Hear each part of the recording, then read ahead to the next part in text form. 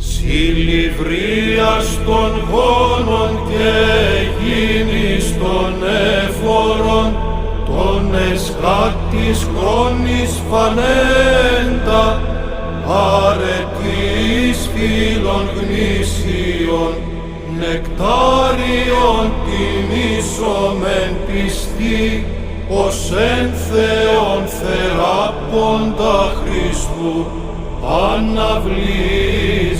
λιγαριάς εις παντόδαπας, της ευλαβώς κραυγάζουσι, δόξα το σε δοξάσαν τη Χριστό, δόξα το σε θαυμαστός αντι, δόξα το ενεργούν τη διά σου, πάση